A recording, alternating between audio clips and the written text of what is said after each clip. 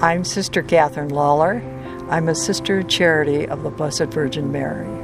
I was raised on a farm near Durant, Iowa. And when it was time for me to go to high school, I went to a one-room country school.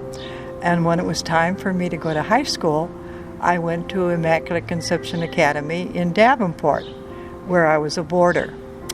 And that's really the first time I met sisters. And I liked them. Yeah. And they were, it was no nonsense as far as they were concerned about our training and our education, but we knew they liked us. Mm-hmm. And so I used to watch them, and they liked each other. And they would have conversations where they'd be laughing and so on. And I used to think, what are they talking about that is funny? And I wanted to find out. And so when I graduated from ICA, I entered Mount Carmel. When I told my mother, she cried, and she cried up until the time I entered. And my dad kept trying to console my mother to get her to stop crying, because he really supported my being a sister. My mother, I was the youngest girl in the family, and my mother and I were great friends. And she couldn't drive, but I could drive at that time. And we used to go shopping, and she'd say, let's go to town. And we would go to town. So we were friends, and she really didn't want me to leave. We walked in the front doors of the mother house, and that was the only time, of course, we ever walked in that entrance. Never again did we walk there. It was through that front door.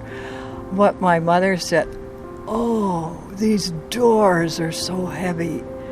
And I remember every time even to this day, when I go to that front entrance, I could hear my mother saying, oh, these doors are so heavy.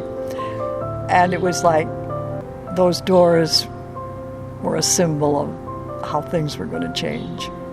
I think I always felt I was where I should be from the very beginning. But the moments that tug at my heart are teaching, to recall those cute kids that I taught. And as I look back on it, I think, oh, I should have been better. I should have been nicer, because they were such innocent, dear children that I could have done more. At the time, I was too dumb to know I could have done more. But when I look back on it, I'm so grateful for that opportunity to be a teacher. I love teaching. I think the greatest result of my being a Sister of Charity is I am so grateful. Every morning I thank God for the life that I have had and the life that I continue to have. I cannot express in words the gratitude that I feel every day for the life that I have.